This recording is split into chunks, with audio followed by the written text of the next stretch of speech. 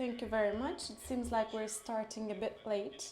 It's 10 past 11, so we're late 10 minutes. We have 4 panelists because the 5th panelist is not here today with us. We're going to try to stick to our 15-minute time limit as much as possible, and then we are going to have a Q&A session. But I would like to remind you beforehand, before we start our speeches, as you know, Marmara Forum Maruf has a web application, a mobile application. If you haven't downloaded it yet, please do so, because when you select our panel, you can ask your questions there. Sorularınızı bu bölüme iletin. So please submit your questions to this section, and please make sure you write who you're addressing this question to. It will be much easier for us. The name of the speaker and then the question.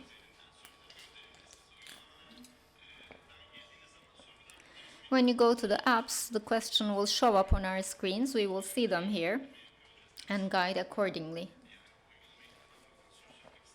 And if there are any questions from the room, we will take them as well. So we will talk about the role of the real estate, the structured environment. There will be other sessions. Aside from that, there are 2 more sessions about the housing issue. From our perspective, from the perspective of real estate, this is very important for us. I shared this with other speakers before. We're actually going through a certain phase. The nature is over, urbanization is dominating the environment, so it is a post-nature period in a way. So being part of this,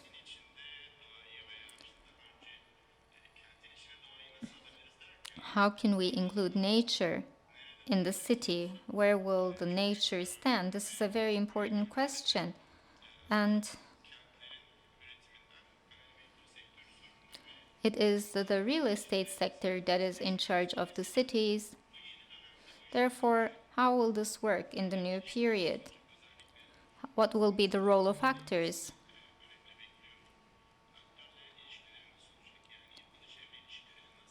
And how will the relations be structured again?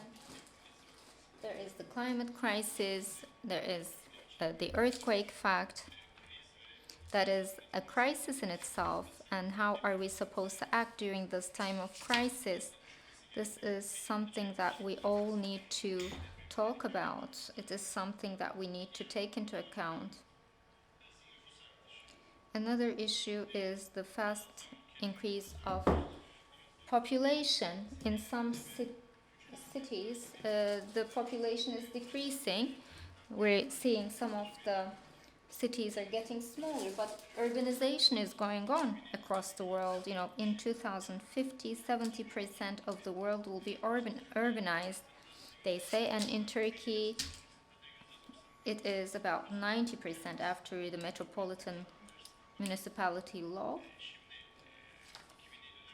In 2050, it will reach around 100%. So on our agenda, there is no more concept of urbanization, because it will just be a city. There is a question of quality rather than quantity. How will we have a quality management of the cities? Because if you remember the 20th century, it was a century of housing. There was a gap in housing. There was mass production to close the gap, and that's what shaped the world. But now there are some houses. How will they be transformed? What are our parameters in the new housing projects? These are all about quality. And as soon as we talk about transformation,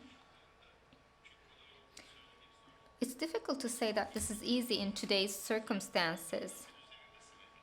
There is an increase of density, so it is like the architecture of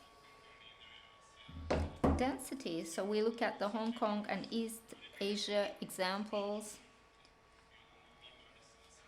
what is that like, and what is our relationship with them. And this looks like the other fact. The cities are competing with one another. That was the paradigm of 1990s, brand cities, or cities that are trying to attract qualified labor. So attracting the quality labor was the thing, but now we see today, especially in Asia and in Africa, the population will increase further, and there will be a piling of the population there. So how are we supposed to manage this?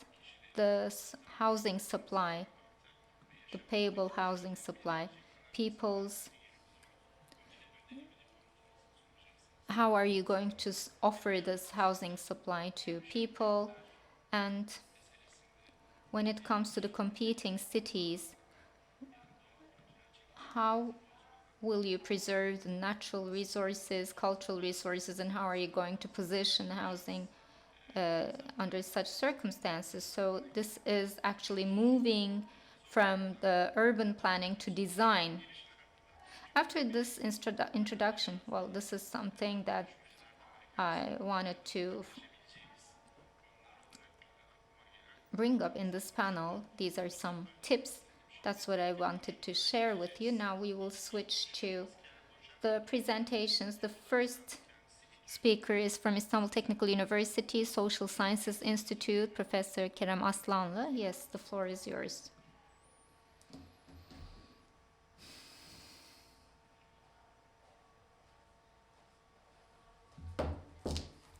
The mic is off.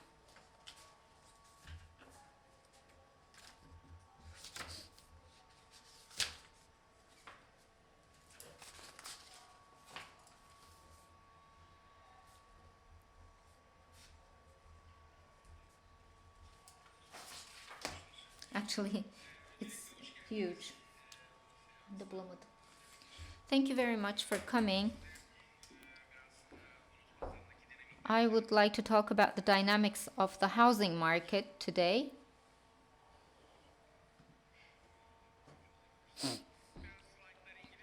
My slides are in English. They said there will be simultaneous interpretation, but I left those here, and I hear some translation from somewhere. Anyway,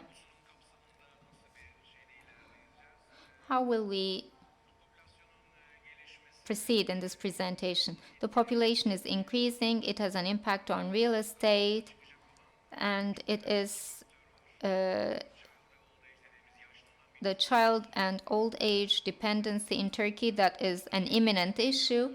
The median age in Turkey is 32 now, and we are moving in the direction of Germany quickly. You will see this in these graphs. And what kind of signals does the real estate market get from these trends?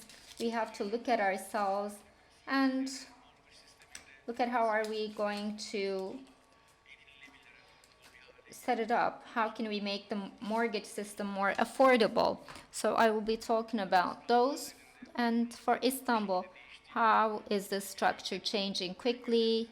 I would like to share some insights about that, foresights about that.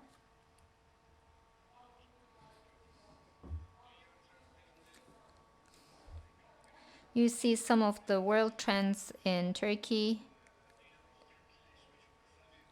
Urbanization in the world is rapid. It is actually irreversible.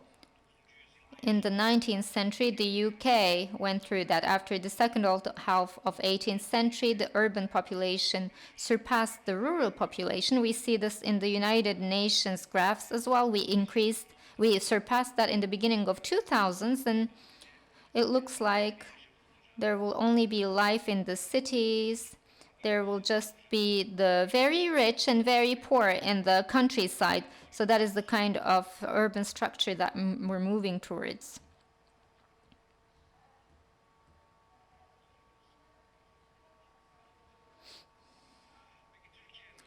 And what does Turkey do?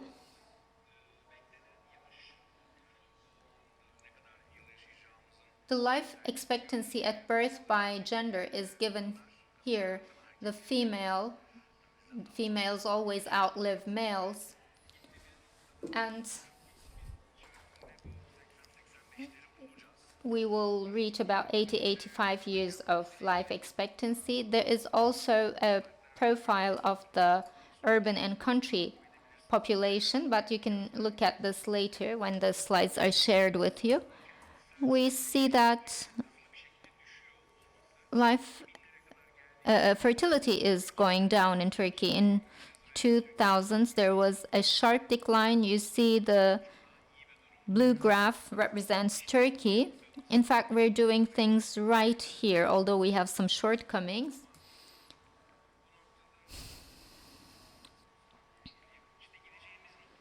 This is where we're heading. You see that the child dependency is declining in all simulations, but the old population is increasing tremendously. Our cities, our housing, all the market dynamics should be designed accordingly. More than 50% of the population is younger than 32, and the other half is older than 32. We cannot really solve this by giving more birth. This is the direction that we're flowing. So we need to have some higher, more value-added functions integrated in urban life. You see the distribution of the population in this graph. I don't know how to hold this. This is the population growth graph of Turkey. That's what we were like in the 1950s. In 2015, there is this post-industrial outlook. And this is where we're heading. This is where we will have what we will have. Just like Germany, there will be a huge old age population ahead of us. Average household size in Turkey, you see that in Southeast Anatolia there is 5.7, 5.6, but in Turkey it's less than 4 in general. So 2 people marry or get together and they have 2 children in the same household, the numbers decline. This is good in a way. We can read these indicators well and come up with policies accordingly.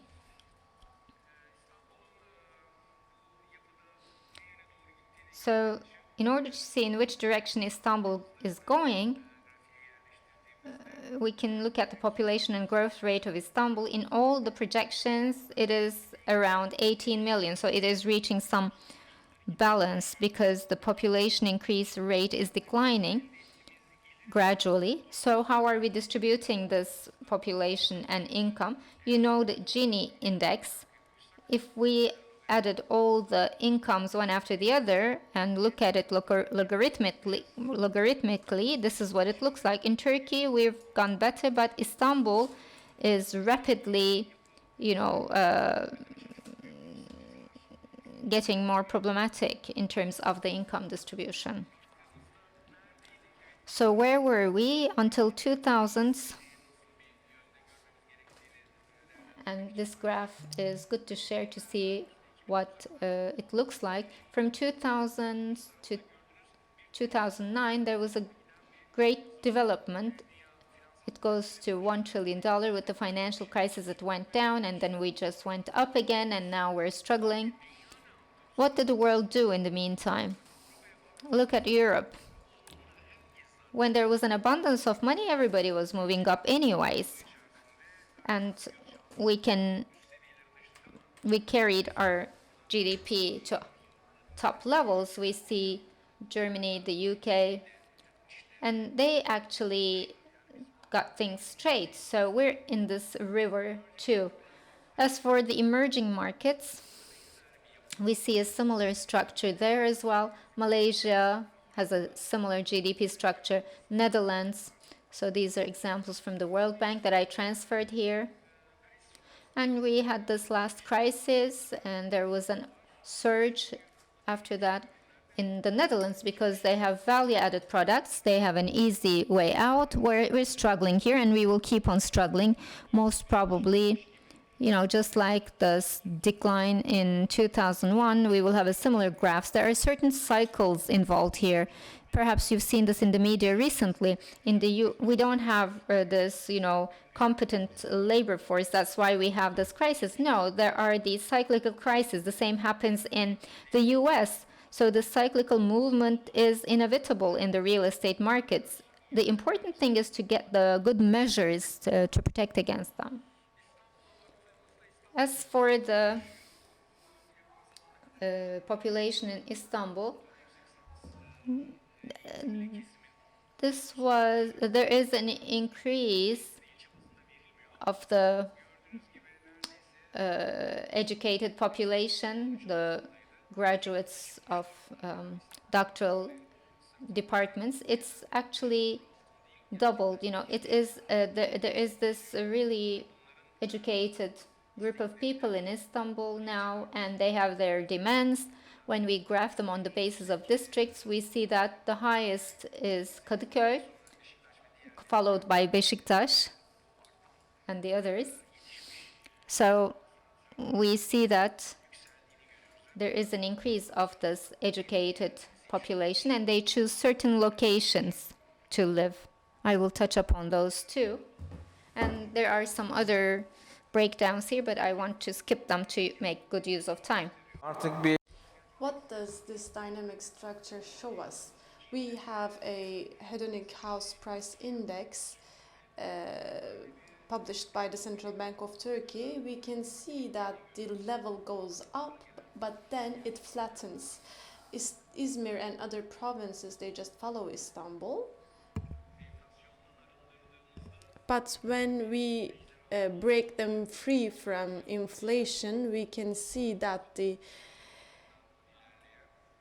trend is not correlated with the house prices. You can see the link of sales with interest rates. When the gap gets bigger, the market reacts to it right away. When we lower the interest rates, then house prices go up, so the balance is a hard one to strike. This is one of the most important challenges that we need to overcome. Inflation adjusted house price, as you can see, the price goes down, the real increase rates, the real prices increase as well, but not as rapidly as before. This is because we can't get a good return on investment. We have to make a separation here. Now, houses are used as an investment tool as well. Banks are using different regulations. This is why we're calling it mortgage. So, where are we headed? I think one of the most important systems that we need to develop is the mortgage credit system in Turkey. Our competitor is Greece. When we take a look at our vicinity, in order to have this system up and working again, we have different components to take care of. We're using this system by 20-25%, but Denmark is using this index by 120%, and we are lagging behind other European countries. We have to make better use of this. Where do we stand in the world? When we take a look at it, we can see that we are a little below the average. We can have a return on investment in 19 years in Europe when it comes to houses. In Asia, it's similar. In the US, it's similar. So the return rates, if this is an investment tool for you,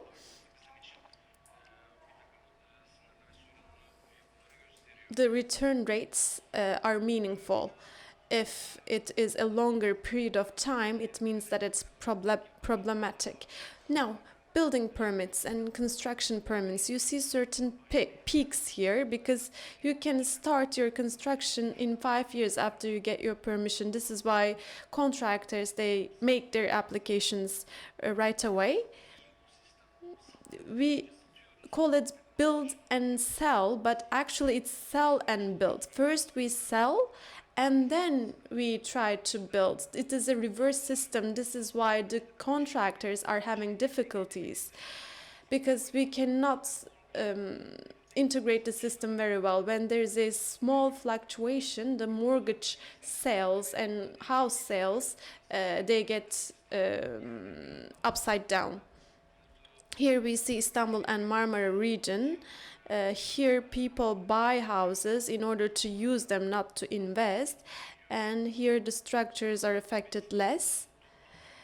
And we can see Istanbul residential sales as percentage of total sales in Turkey. It decreases. Before it was up to 20%. Now it's a little less than 15%, which is good because people should refrain from getting houses for investment as an investment tool. We would rather have people buy houses to use them. I'm losing time with my pointer here, unfortunately. So where do we stand in houses? After 2017, we had 16 million houses, but now, adding up the building permits, we have 24 million houses. That is excluding the recent law which gave permission to some illegal structures. So we don't know how much this number was increased. So we need to have better data. Yes, municipalities are now giving permissions to people, but we do not have clear numbers when it comes to building stock. First of all, we need to know that because the remaining part is more cumbersome for us. And the burden of public banks is quite heavy. We do not know for how long they can continue to carry that burden. We need new regulations in the system. And Turkish people, they are good at paying their loans, actually paying off their loans. The outstanding debt is more than 0.5%. The system in our country is not like the system in the US. It's like paying rent in the US. They leave their keys and they just go away. So they don't pay their debts. But here we pay. So the banks do not have difficulties there.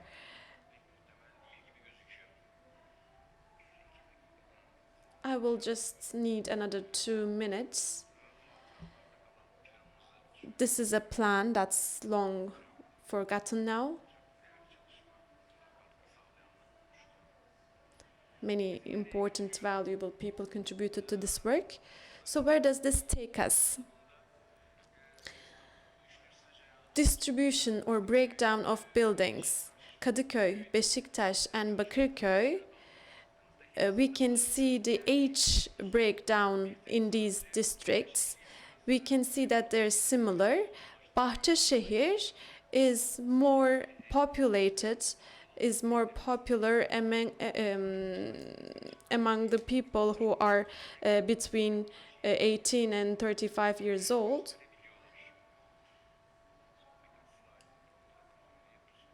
I have a few more slides and then I will wrap up. We have a house price distribution, a study on house price distribution. When we take a look at the population distribution and house price distribution, we can see that the intensity is a negative factor for value increase. In 970 neighborhoods, the graph of price and price and distance correlation remains the same.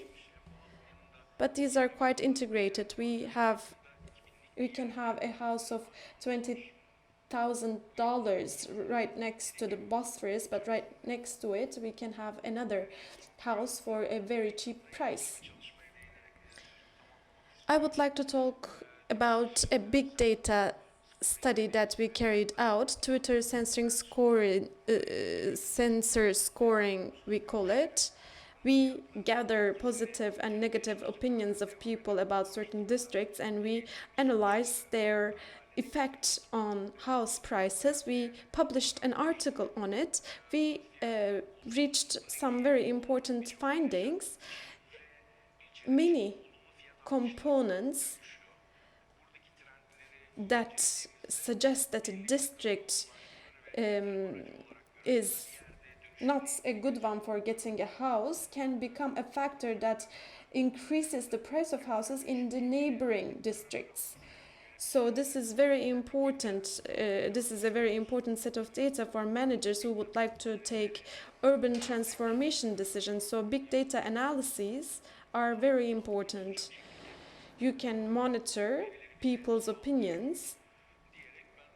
So I would like to finish my presentation here. I know that I excessed my time limit by 2 or 3 minutes, but thank you very much for giving me the word.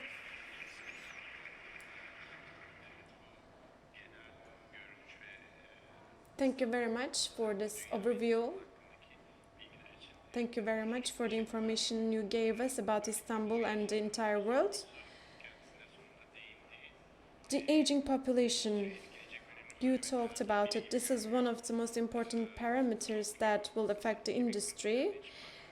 When you take a look at Tokyo's 2040 plan, there are some measures against aging population. This is one of the most important components of that plan. This is the same for many countries. I tried to follow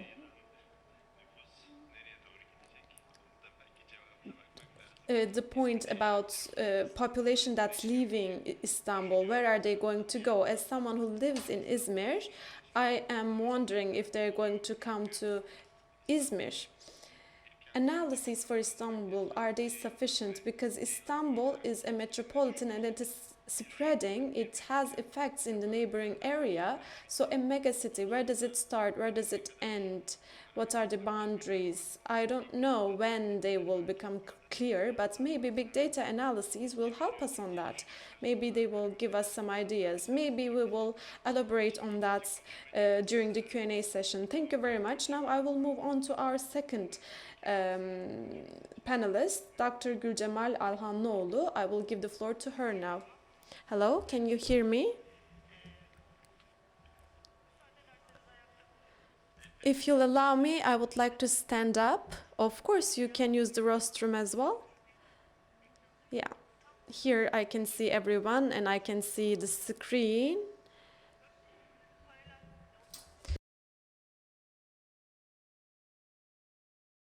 First of all, thank you very much for choosing us in such a crowded conference with a lot of rooms. I will try to meet your expectations. I have a complicated and complex presentation. I have been active in the real estate sector for 20 years. I am a developer manager, house developer manager actually. I wanted to talk to you about the customer side, but last week we had an earthquake. We were all scared. So urban transformation projects gets more importance now. We use the model of sale and build now. So I would like to talk to you about a model that is financing for public policies.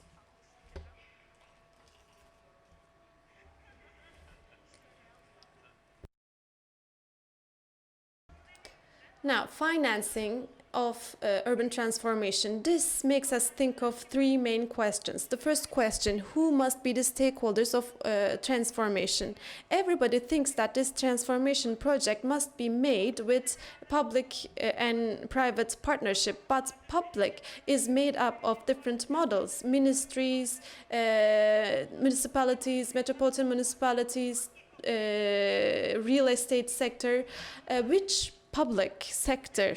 This is the question. And the second question is about the private sector, because there are many players there as well. Real estate investors, real estate investment funds, banks, finance institutions, contractors, developers, and build and sale people, and during the last 20 years we also witness sale and build people. So modeling and business models for the urban transformation, when we think about that, we need to also think about two important questions: which public sector, which private sector. Second main question: what makes a real estate market fragile? What constitutes risk is the multiple landowner structure. If you have multiple landowners, you have cooperation problems, consensus problems. So we have to bring together these three stakeholders: which public sector, which private sector, and where will the landowners stand. After all these questions, we need to discuss the role of the public sector.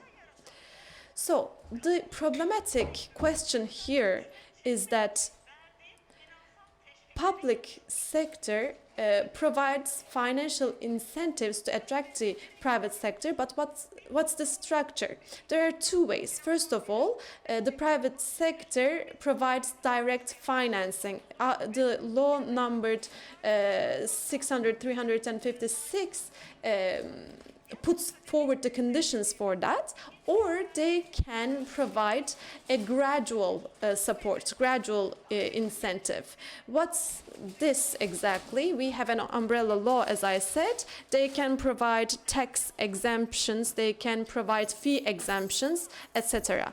But the solution when it comes to financing is that we have to make use of instruments that are non-financial as well, such as the regions or localization. If you provide the same support for everyone, for every project, everywhere, it means that you are providing extra support for some and you're providing insufficient support for the others. So we have to localize and regionalize the support. Here is the third question that we have. What kind of an implementation model should we have for urban transformation? The most effective implementation model is to reduce the risk or equalize the risk, and for that we need to have effective financial tools.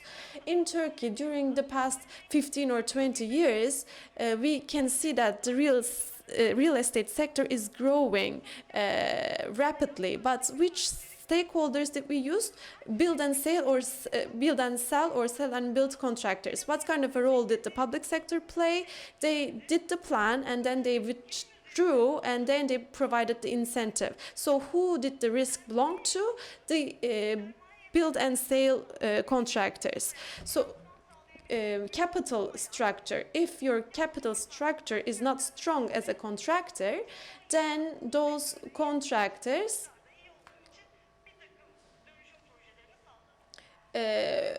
provided certain transformation projects, but we had an earthquake last year and there's an economic problem in the country. The houses sales stopped and the urban transformation is not completed. So then we need a more longer term model.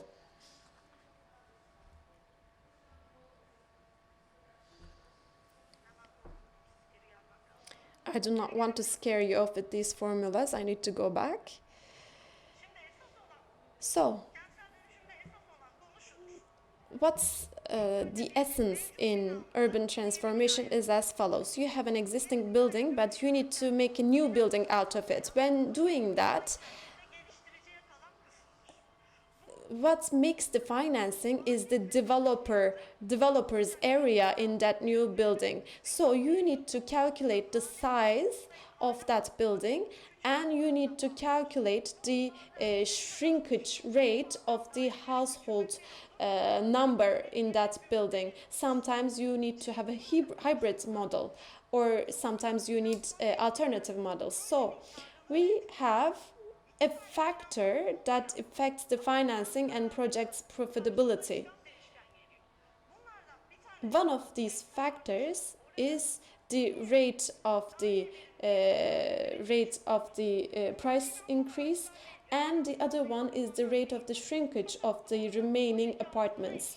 These are directly related with the project profitability.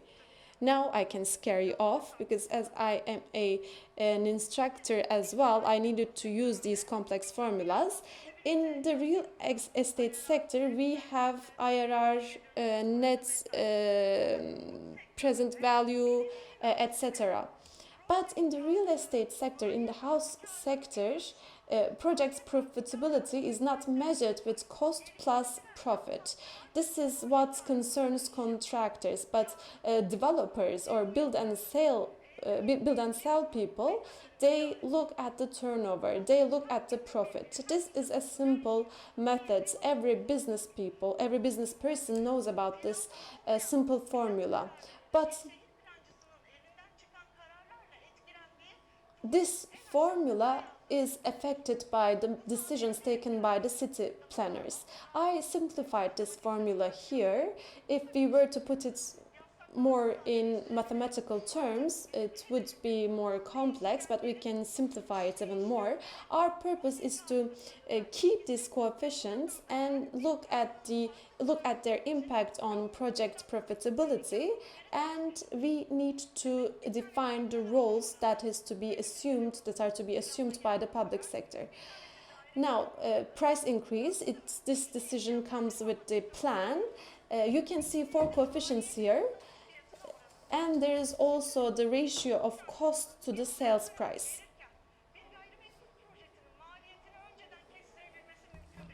It is not possible to predict the cost beforehand or sales price beforehand.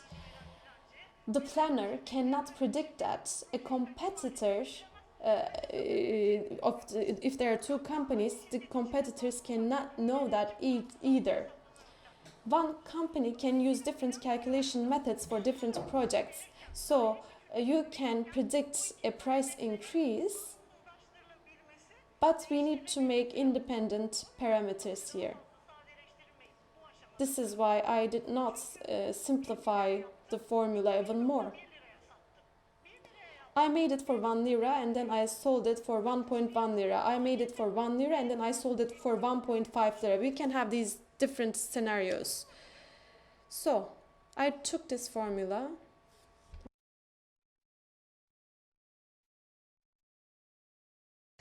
So there are 3 coefficients here. We can put them into a matrix of coefficients, and as a result of this matrix we can see different shrinkage rates, we can have different price increase rates, we can have different cost rates. Here you can see that you can build a house for 1 lira and then you can sell it for 1.8 liras. In Muş, in Şirak, you can have house prices that are well below the cost. And these areas also need transformation decisions. Here, for 2016, I calculated project profitability areas. So this led us to this graph actually. Let me talk to you about the results of this graph. I'm not going to talk to you about all of them, but I will summarize it.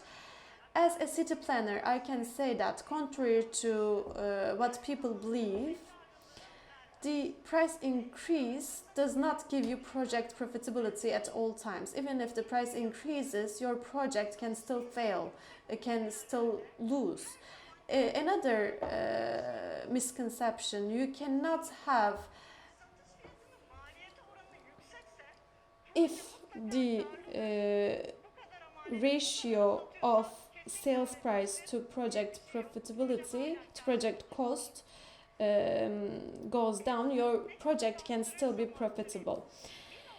No matter how much I increase the house price, after a certain point, because this trend goes upwards, even if I increase the price, the project profitability will not increase in the same way. This is because of the nature of the urban transformation policy, because the share that will be given to the landowner is not going to be zeroed out. That's why. What I was curious about when I wrote down this algorithm, what I wanted to see was this actually. If I keep the price the same, can I have a 15% profitable project? Yes, it is possible. I need to shrink the apartments by 60% and I have to sell an apartment for 1.8 while my cost is 1. So what should I do? I need to increase the house price by 1.6 and I need to sell my house, my apartment for 1.2 while the cost is 1. So the public sector needs to play different roles and they need to implement different policies. But here is what we do in Turkey. We have an umbrella law.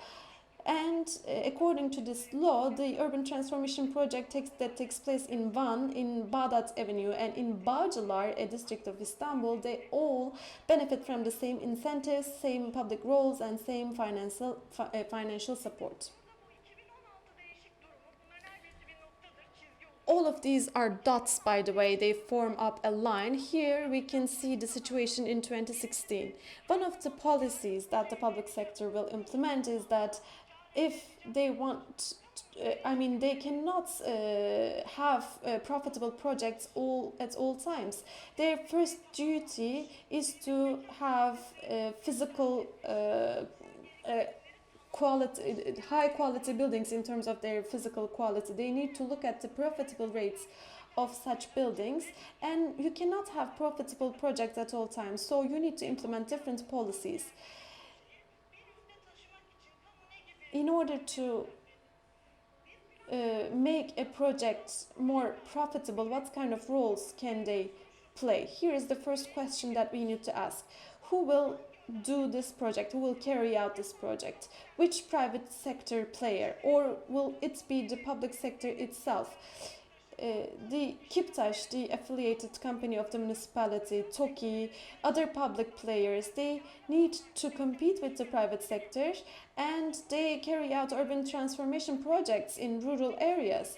But there are some areas where the private sector won't want to go, and if the profitability is at negative levels, then the public sector can carry out projects there. Another question, what can I do to reduce the cost?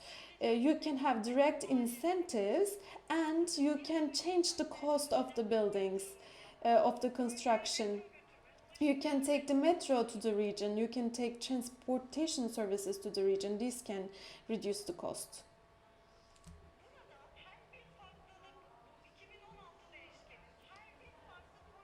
So we have 2016 variables here. If in an area you have high profitability, who is going to share these profits? Two parties actually, landowner and the developing contractor in that project. But that highly profitable area has a cost to the city. So all of us as citizens of the city, we invest in that high profitable area and we need to get a return on that investment. Under normal conditions, the value produced by an urban transformation project needs to be distributed evenly by all parties. The distribution must be balanced. So highly profitable area and negatively profitable area, their profits need to be combined and then distributed evenly among the citizens. This is possible to have in an urban transformation scenario. But for that, if you have plus 150 profitability and minus 110 profitability in the two different projects, the average will not be sufficient for you. So you need another calculation, and here is the formula for that kind of a calculation. If you're interested, I can give you this formula later during the break, or I can elaborate on that during the Q&A session. But I talked about 2016 variables.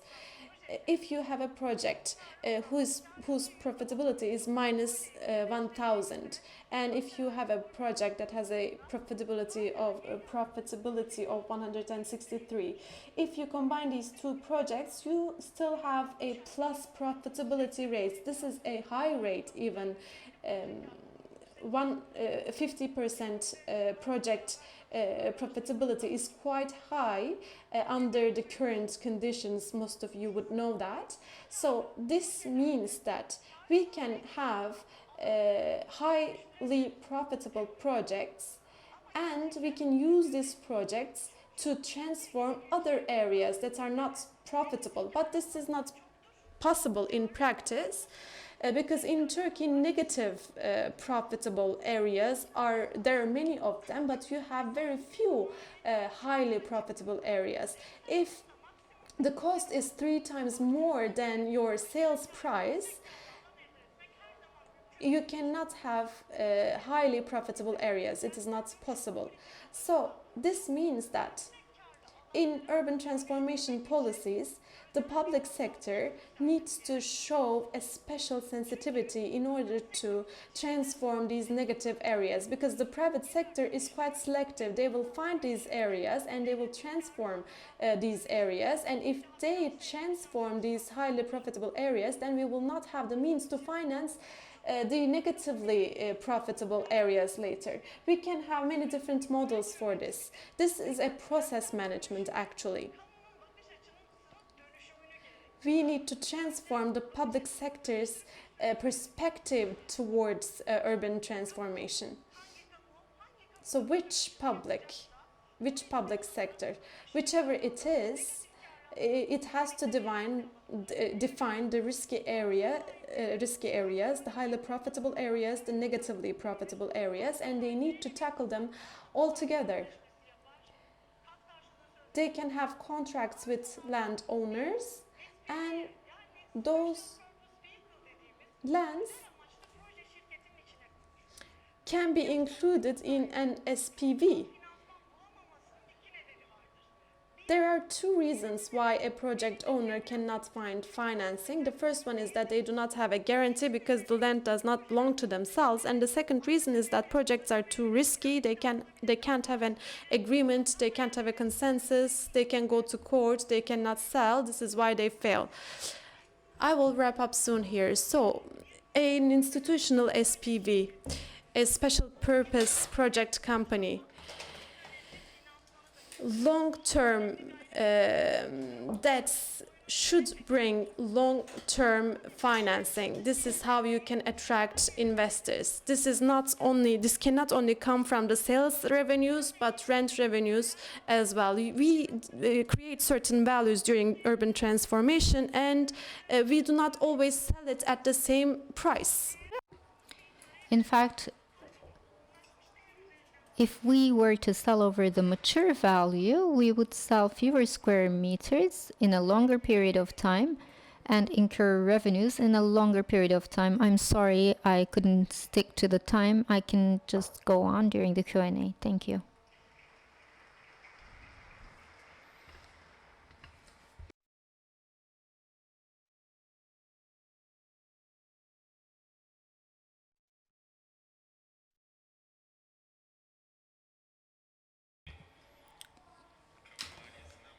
Well, she talked about public finance. Public transformation finance is very important. That's the kind of times that we're going through, because it's beyond, public-private cooperation. We need more creative models. When Haussmann created modern Paris, the public finance was at an irreversible level. Paris transformed, but it was the public that paid the whole cost. That's not the kind of world we're living anymore. There are some sparks in your presentation. It does not always end with profits. This was something that really attracted attention. We're working with this kind of despair. Well, what will happen? Will there be transformation? So I said this in the very beginning. I remember Michael Wolff's Hong Kong photographs. Is that the kind of place that we're moving to? Perhaps it is possible to turn things around before going to that level, and Abibe is from the industry, and maybe he has things to tell us. Yes, the floor is yours. Thank you very much. In fact, when I got this invitation, I thought, what am I doing here among all these academics? I'm coming from the commercial side. I am interested in the money aspect of all this. In fact, after certain incidents, as individuals who are notorious with setting up shopping malls, we're not very popular anymore. They're looking at us as guys that erect shopping malls everywhere. We're now even a subject to TV series, and guys like us are shown as the bad guys in TV series. We're like, you know, bringing down the poor guy in the slum, and we're not letting our daughters marry him. We are like the cooperative servants of the wild capitalist system. Well, that is not our job, actually. You may think of me as a shopping mall guy, but actually there was this book, Don't Tell Mom I'm in advertising, she thinks I'm a pianist somewhere. There was a book like that, and I'm going to write a similar book someday. Well, my job is about working people and setting up happy spaces. That's how I view my job. It's been 26 years. It's almost a quarter century.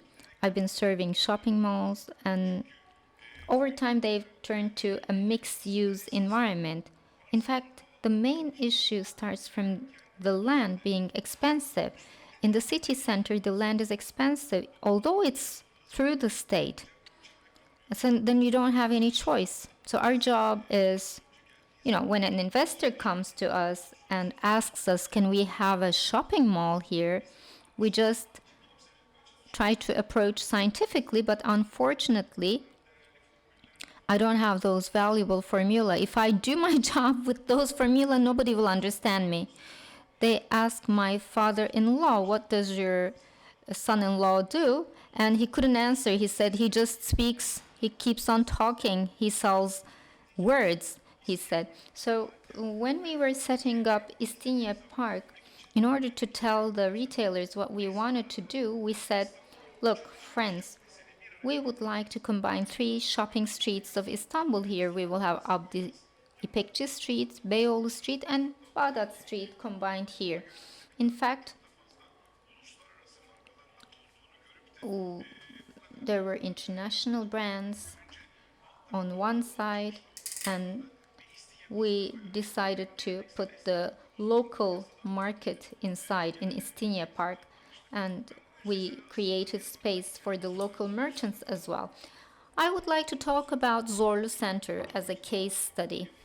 Perhaps you visited. Have you visited Zorlu Center? Is there anyone who has never visited Zorlu Center among you? Only one person did not visit Zorlu Center. So every one of you saw Zorlu Center. Thank you. Because, in fact, we created that shopping mall so that people can spend their valuable money in a beautiful way. There were 12 architects. There was a competition. They asked us to share a brief about the setup. We have some ideas, but we have consultants in the shopping mall. We are the intermediary, let's say. So we decided to bring this richness to the center of Istanbul with Zorlu Center. There are 5 elements in Zorlu Center. There are residences, there are 3 towers and the terrace floors, there are offices, there is a hotel, an international brand, famous hotel, and then there were some specifications in the tender. It is a land of 98,000 square meters, and it would be privatized, and in return for that we were supposed to build a cultural center, and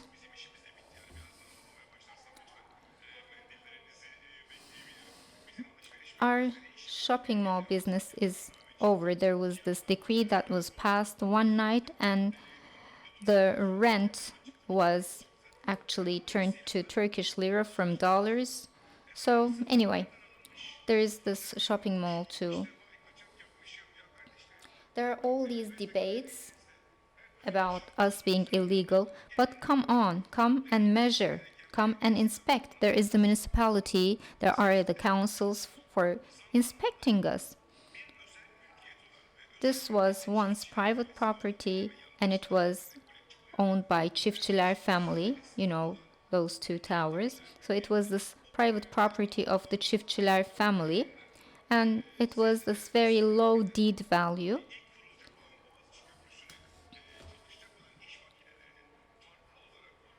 And if you set it up as a technical park, and if you just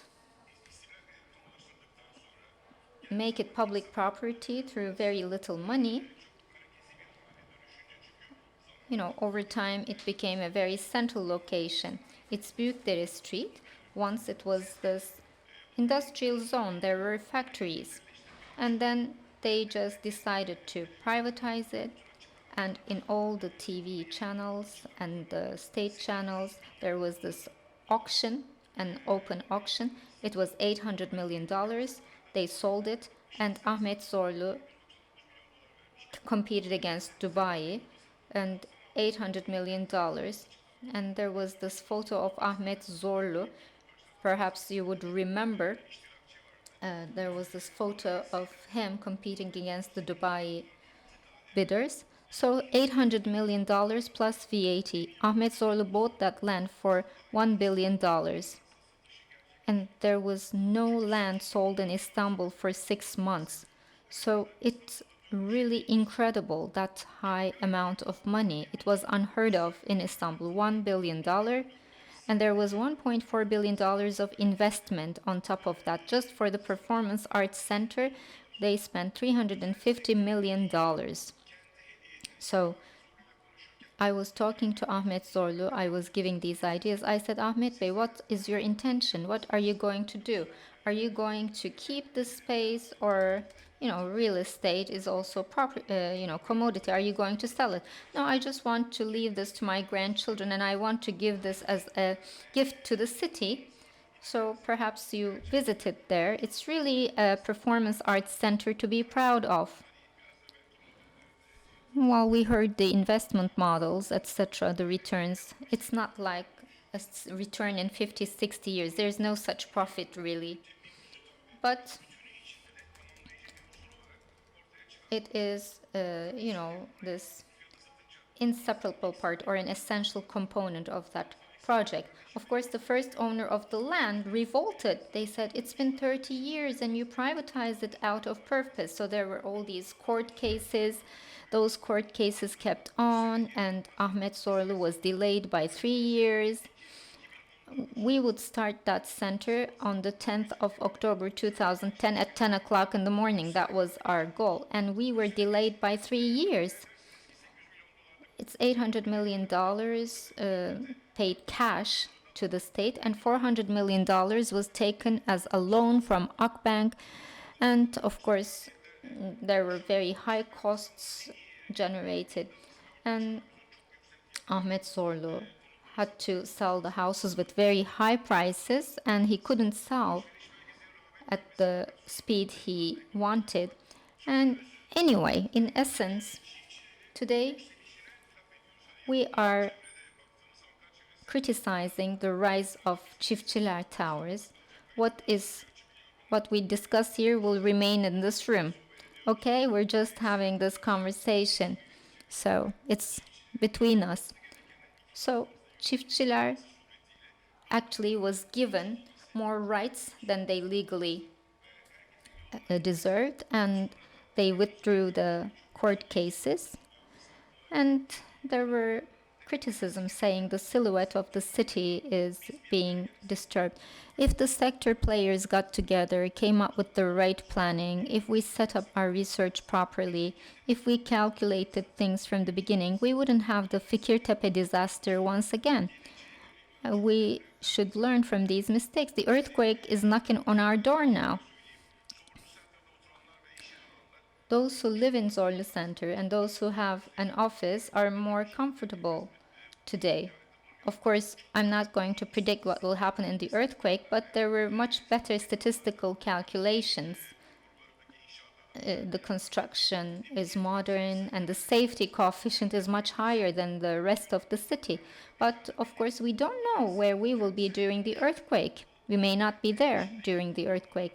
So if we have the right structure of the urban transformation, because we're just asking for qualified labor force, they're living in the city center, so how will they live there? So megapoles will continue to rise, just like everywhere, but the houses can be in the housing area, businesses in the business area, commerce in the commercial area. This has to be planned right, and the municipalities should not really have this greed, or businessmen should not have this greed.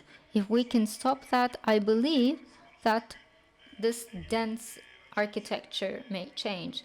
I sometimes meet Ayşe Hanım during the some awards programs. We are just, criticizing awards being given such tall buildings. But we sell the sell and do model. We sell on the basis of the models. So maybe we should just have the build and sell model. That's what we're trying to do with shopping malls.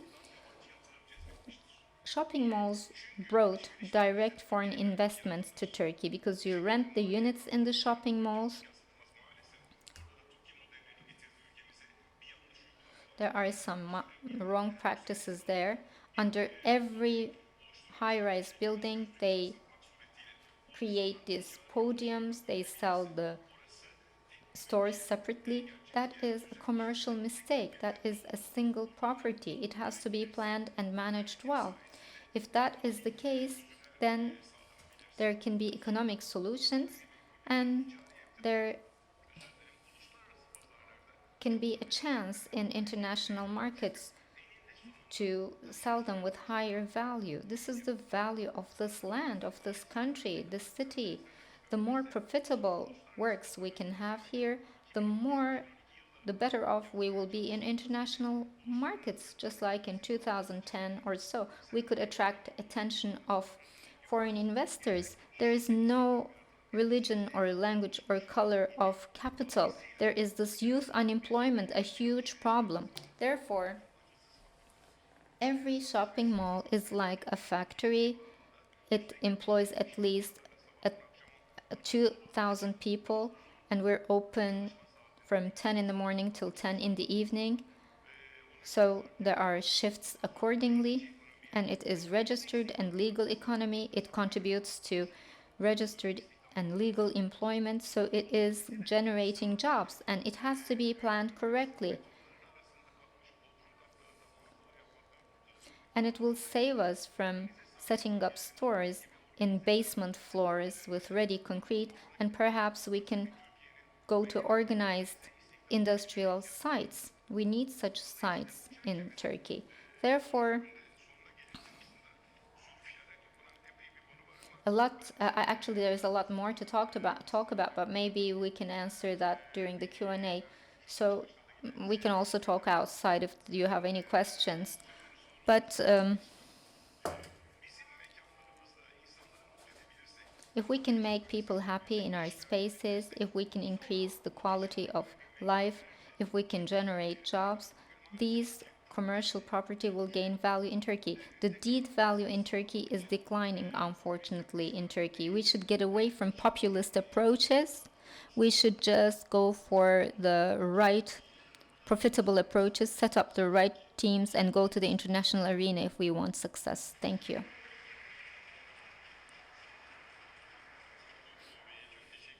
Thank you, Avi Bey. By the way, if you have questions, please ask them through the mobile app. I don't have any questions so far. I don't know if you've entered any questions, but we're waiting. I just wanted to remind you. Avi Bey started with the fikir Tepe disaster, we really couldn't start this transformation process well. This was discussed a lot in the city discussions in 2017. So we listened to inspiring talks, and the public-private cooperation is a must, but there is another experience I've had recently.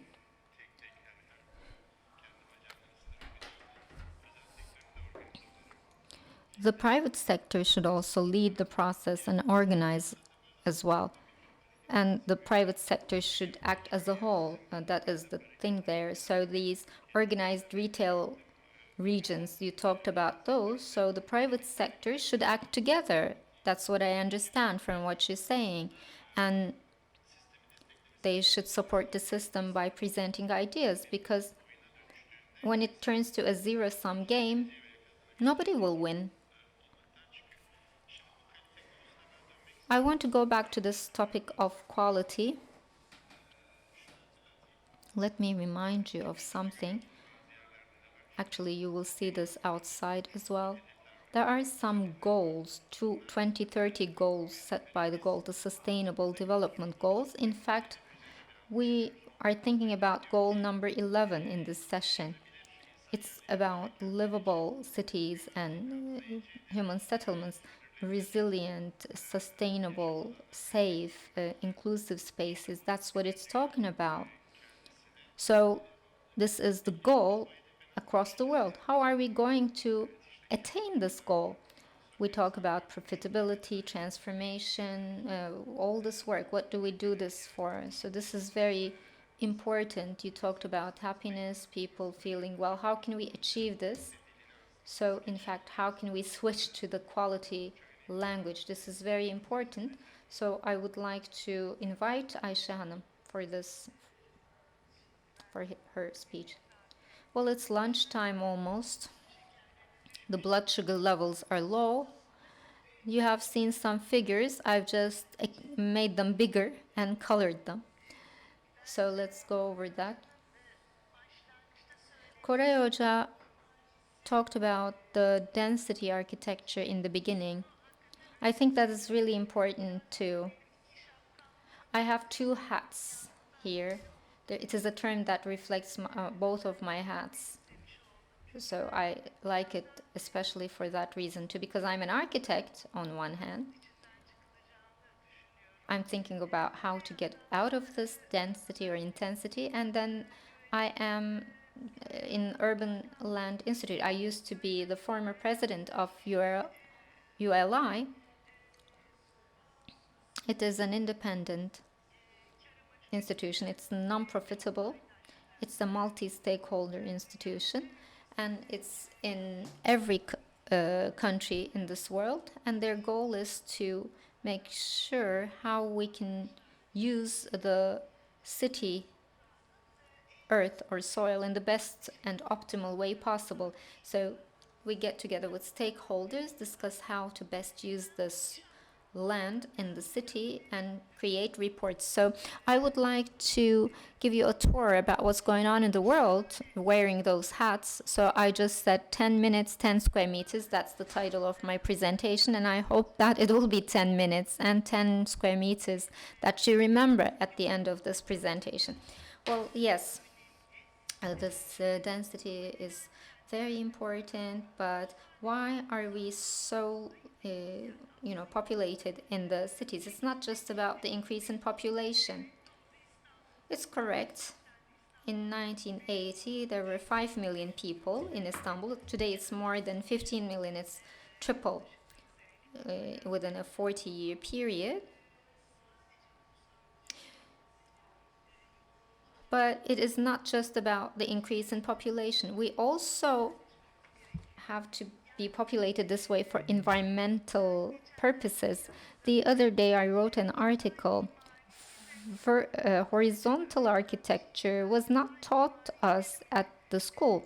I learned this term, horizontal architecture, from politicians for the first time a few years ago. There is no such term, horizontal architecture, in the field of architecture. But then In the cities, there are transportation networks, and you have to plan them well.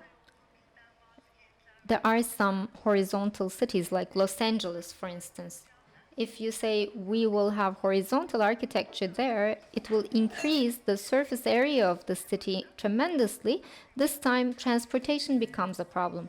In Istanbul, transportation is already a problem. Therefore, the rail systems, every connection point that the rail system reaches, you have to be,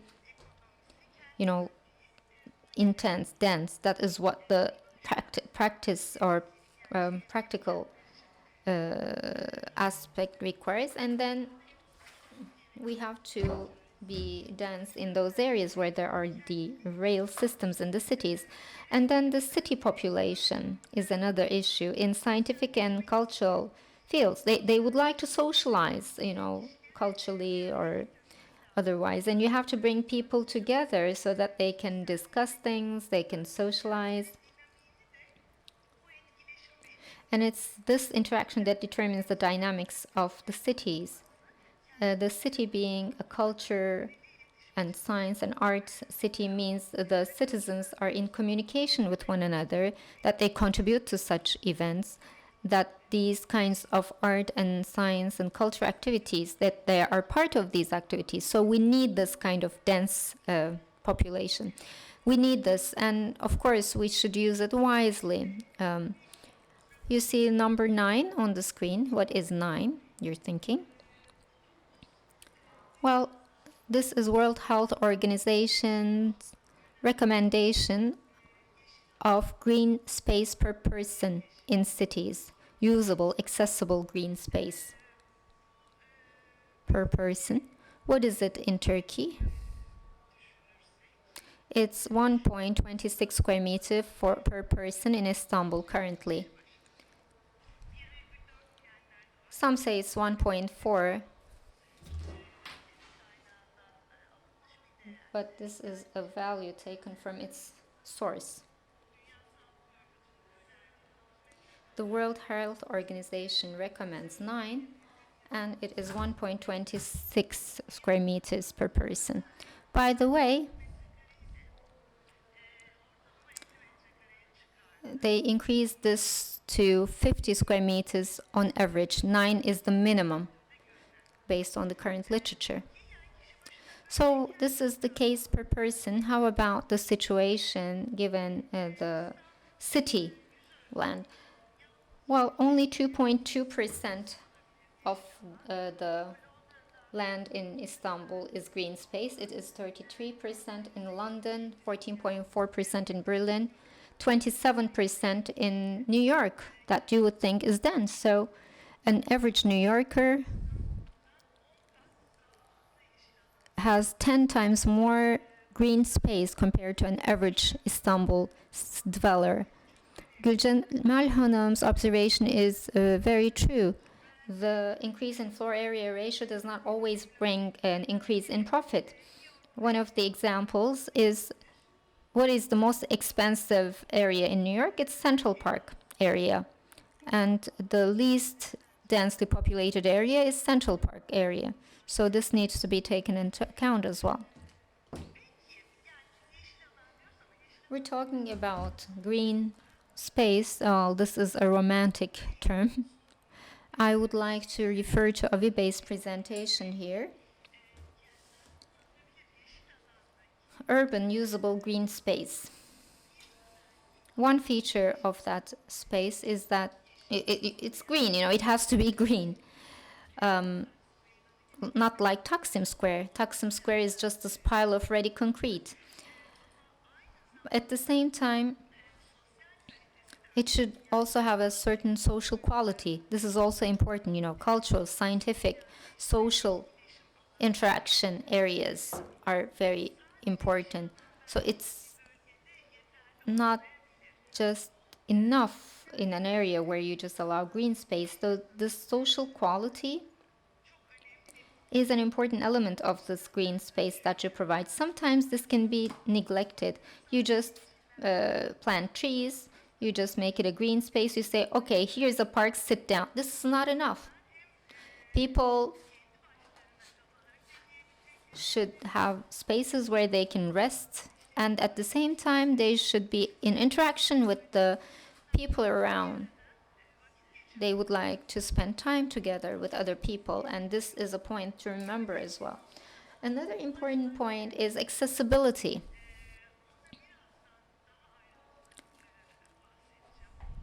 I would like to talk about that in more detail. You may have this big green area in one end of the city. It is not enough. Every neighborhood should reach a reasonable amount of green space based on a certain surface area. You have to allocate that space and make it accessible. What's going on in the world? What are they doing in other parts of the world? This green space and density problem is difficult to create. You have to create green spaces from scratch. So you can look around and see how much space, empty space you can find. And then you should connect those to each other. You should provide accessibility. This is from Atlanta. It's the highway viaduct and the green space on top of that. So there is this 5-lane highway on top and at the bottom, but they just made it a pedestrian walk by, through this crossing. They just expanded the crossing to create this green space on a 10-lane highway. This is from Boston. The space in the middle, this is Rose Kennedy. Kennedy is the rich family of Boston, as you know. From one end to the other end of Boston, they have created this green road. It may look it doesn't look very pretty from the top maybe, but then given all this density, you have some space where you can walk and bike and engage in some social interaction. It's measured by kilometers.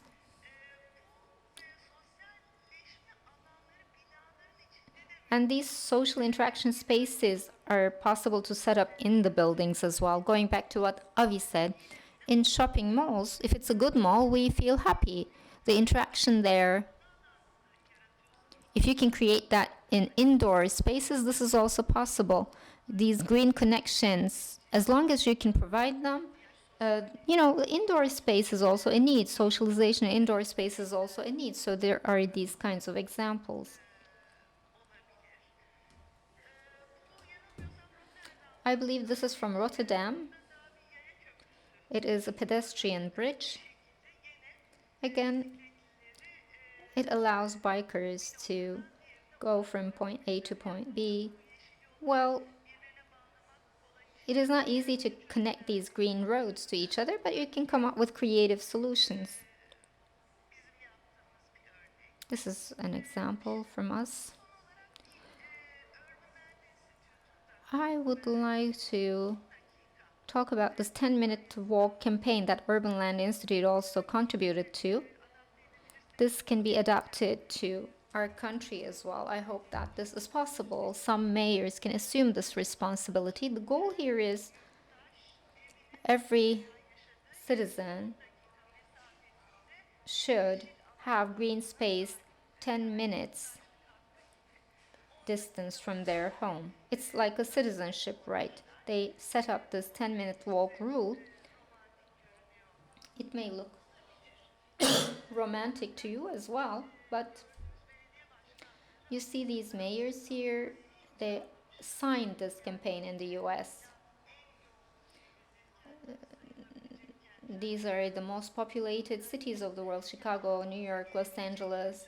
In fact, I just searched which mayors signed it, and they all signed this campaign. And they keep their promises.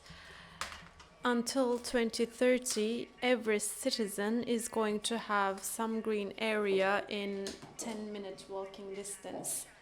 And this will be in line with qualities that I just mentioned. they will have social quality, interaction quality, they will be accessible green areas. This campaign, those who conduct this campaign, they publish thank you messages to mayors who implement this campaign, who contribute to this campaign. I believe it's a good campaign tactic.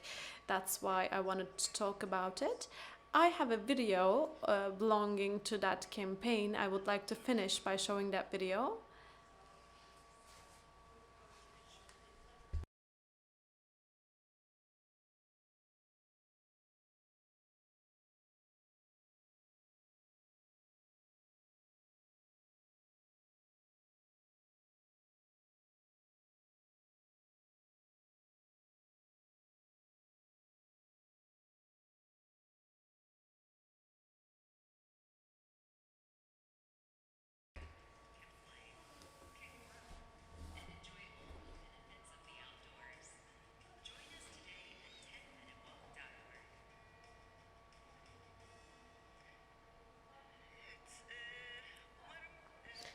Okay, I hope that we are going to be a part of it too one day. I am ready to work as a volunteer for this campaign in Turkey. It would be great if you spread this idea to your own circles. Thank you very much. If you have any questions, I will be happy to answer them. Thank you very much, Miss Ayşe. I have more than 10 questions, which is a good thing. But of course, we are out of time, but we started 15 minutes late, so we are not that bad in terms of timing. Now, we will see some questions on the screen. Let's see them, and then we'll continue.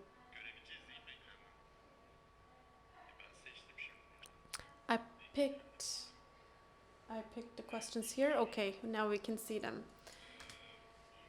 We are going through the industrial revolution these days, and technology has effects in urban transformation and the development of real estate. Can you comment on that?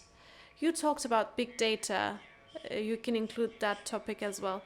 Big data and other technological developments, they are going to move our cities to a very different point. So investors are aware of this and they feed themselves. They get even more informed about the subject. Autonomous cars, they are going to bring us to a different point in terms of our lives in the cities. Drones. Prop tech is something different. There are technologies such as blockchain under prop tech. I believe these approaches must match our laws and regulations. Sometimes they do, but sometimes they are in conflict with each other. There's a train moving now. We need to catch up with that train.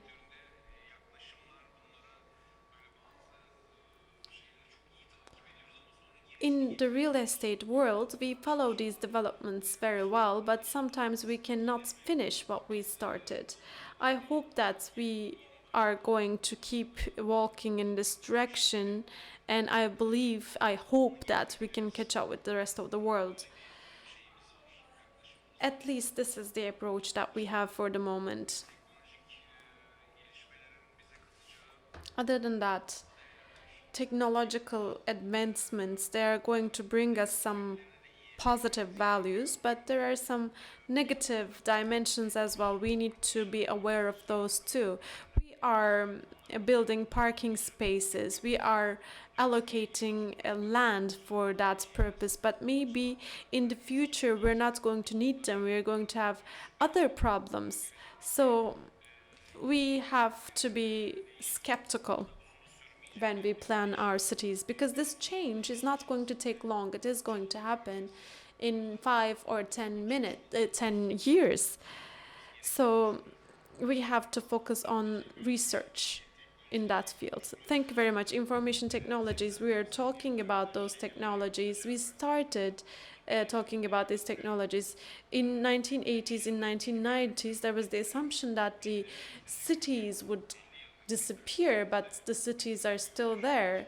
So we have to change our mentality too sometimes. I would like to move on to another question now.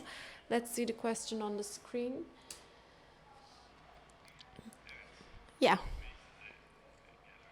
Avni, Mr. Avni, this question is for you. Thank you very much for the question. I would like to continue with the example of Zorlu. Miss Ayşe talked about parks and green areas. One of the most important examples is in Zorlu, actually. When İstinye Park, we combined shops in one center, we tried to bring together 3 districts in one shopping mall: Bebek, Nişantaşı, and Ortaköy. So what I would like to touch upon here, maybe I forgot to talk about that before. Zorlu provides a connection between the metro bus, the bus rapid transit, and metro. This is not only a cultural center that was given to the city, but it was also a connection point between public transport modes.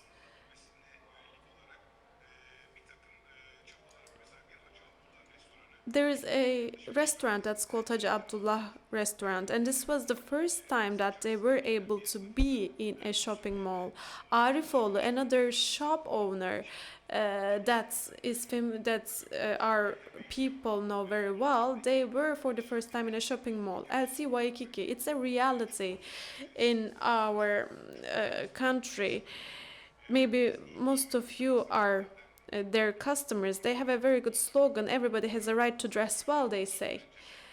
I think it's the same approach with 10 minutes walking distance, green areas. I am very happy to say that I was the first one to rent out a store to this family. They started as exporters, and then they started to have their own brand. Today they have $3.5 billion of annual turnover. They have over 985 stores. So these shopping malls, they do not need to be right at the center of a city. Every city has a small industrial site. So we can use these sites as organized retail areas. And we can help and support the local shop owners there. We pay attention to 3 important factors when we set up such shopping malls. We try to protect the shop owners in that neighborhood. We try to win over the international brands, strong brands. There are only 16 provinces in Turkey that do not have shopping malls at the moment. So we would like to have shopping malls in Kayseri, in Malatya, and we want to work with the local shop owners of the area.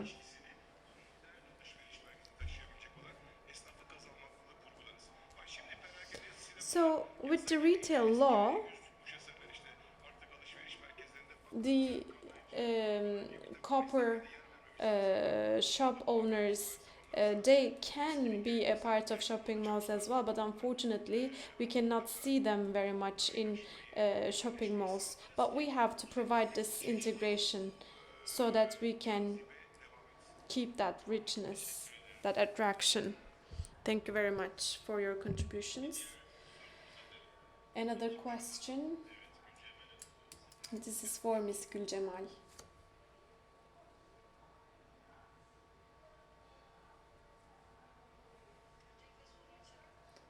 First of all, I would like to thank you for your question. Land values. They are a basis if you invest in an evacuated area. But what defines the value of land is the number of square meters you give to the landowners. This is how you buy land. What we're used to in the housing sector is 2 types of contracts. one is collection distribution contracts and the other one is floor contracts. So you get the value of a floor in your contract, and if you share the turnover, it means that that's another type of contract. The value of land is measured with the number of square meters that you give to the landowner. So when the apartments shrink, if you increase the price of a house, it's the same thing actually. It's embedded in the formula. It can be embedded in the formula. So the answer to your question is yes. Thank you very much. Another question?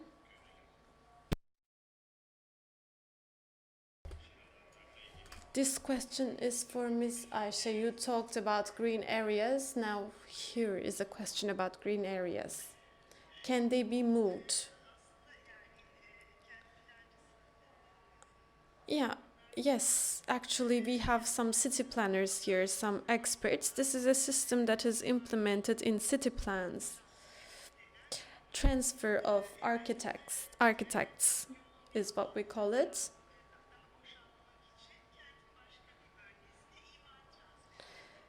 We apply zoning transfer. This is a system with which we can transfer and move green areas. But today we are also talking about displacing people, because this creates an important social impact. Maybe these people were born there, they were grown there, they got married there in that region. So you cannot just move those people. Maybe you are a restaurant owner in Sulukule, but I just take you, move to another part of the city, which is not known, which is not accessible even by bus. So I cannot just leave you to your fate there. This is not the right way of doing things. Unfortunately, we experienced it firsthand. So what are we going to do in that case? Of course, these methods can be implemented to a certain extent, but when we implement them, we have to think thoroughly about the social impact. If we are displacing these people, we have to make sure that they can find jobs, friends, and food there. Of course, this is something that is included in city planning methodology. It can be done. Thank you very much. Another important question. I would like to take this question too. Let's see this question, please. We will start with Mr. Kerem, and then if other panelists would like to answer it, they can answer as well.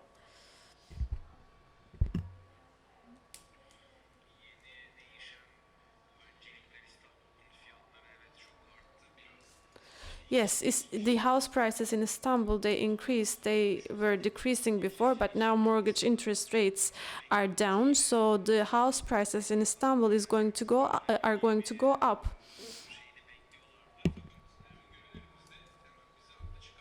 So our predictions were right. When interest rates go down, the prices go up by 70,000 or 100,000. About co-living,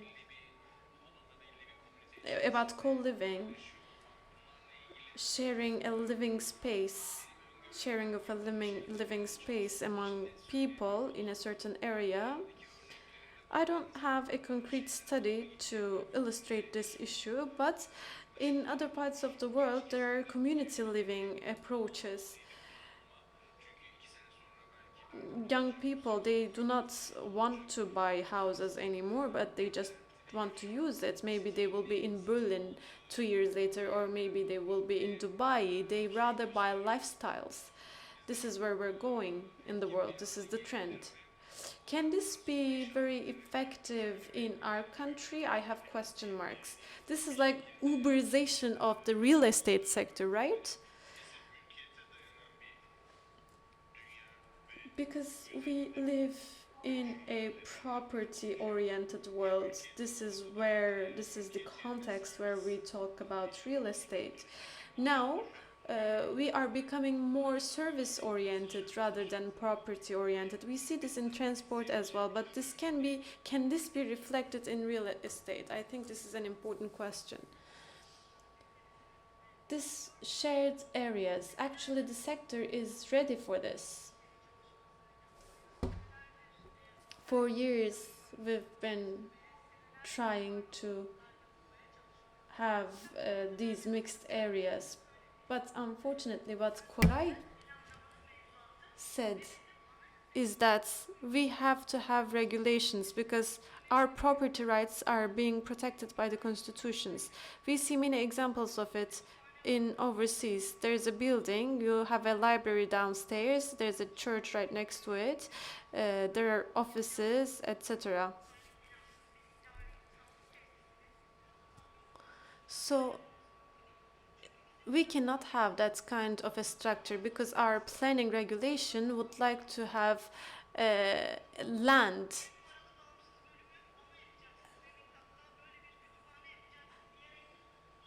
But actually they can buy that land saying that I need to have a library downstairs. So these social structure areas must be included in those plans. So when they plan it, when they have the budget, they can make the investment. So with a regulation, these spaces can be integrated.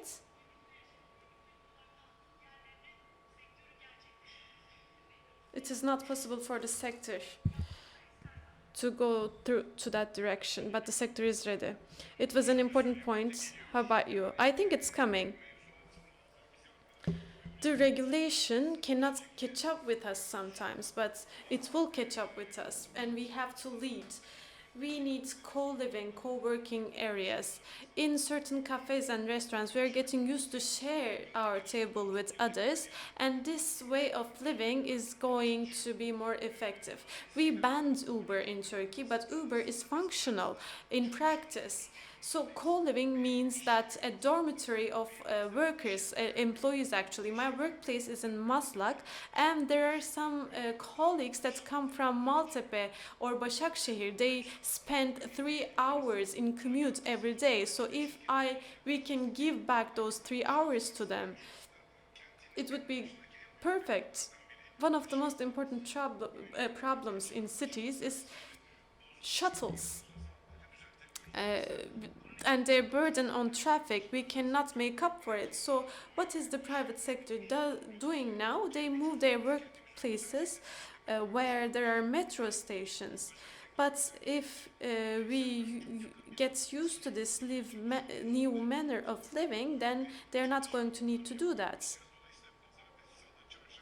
So Monday, Tuesday, Wednesday, Thursday, people will be able to share vacant apartments with their colleagues, and then they can go home. They can spend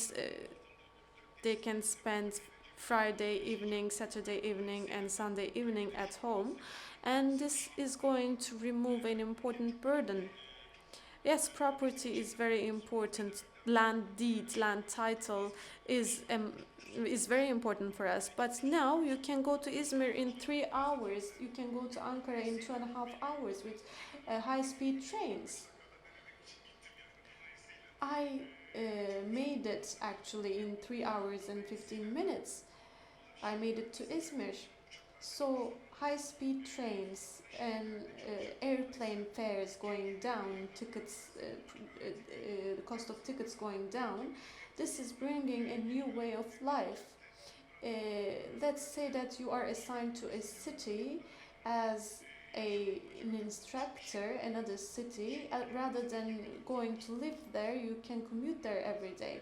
And we have to make sure that our cities live 24 hours a day. I went to Gaziantep, the mayor of Gaziantep, Ms. Fatma, she's working really hard, but if life stops in Gaziantep after a certain hour, then this is not going to help you. We need to be able to attract people that have high capacities to our city. We have to facilitate their lives. Zorlu today, by the way, I'm not advertising Zorlu here. I'm not working there anymore. I'm not their consultants. Please take note of that. I believe we're going to move to these new lifestyles very soon. I think we will have to wrap up very soon. Of course, if you have a contribution to make about this issue, please go ahead. I had a question about parking spaces. Maybe I can talk about that. Yes, these co-living areas, they're already here and it will even be more effective in the future. We have to catch up with that trend. But I would like to give you an example about the use of parking spaces. For example, first of all, we need to develop the railways system, the metro system. This has to be more functional. There is no escape from it. There is such a pressure from the public that it is going to be more effective. Because of a project of mine, I spent half of my time in Berlin, and as soon as I went there, I bought a car, and it was a smart car. And I am the only one who owns a car in my office. Nobody else has a car. My colleagues, they either commute with a bike, or they take the metro, or they walk simply. And Berlin, those of you who know the city would know this, it is very cold in Berlin. It rains all the time. You can get wet on a bike. For example, I would be afraid of that. So we went to a conference. I took my smart car there, and in front of the conference, the municipality of Berlin, they had allocated some parking spaces. I thought that it would be banned to park there because there was no car at all in that parking space, but it was actually a parking space. So I put my car there, I parked my car there, and when I left the conference, mine was still the only car parked in that parking space. Everybody took a walk or took a public transport mode to get to the conference. But this is not impossible for us either. It is going to happen over time, but in the meantime, we have to think about how we will use the closed parking spaces, garages. Thank you very much. There are some questions that I unfortunately cannot take because of our time limits. I would like to thank our participants, our panelists. You can ask your questions after the panel as well. Thank you very much. Thank you for your participation.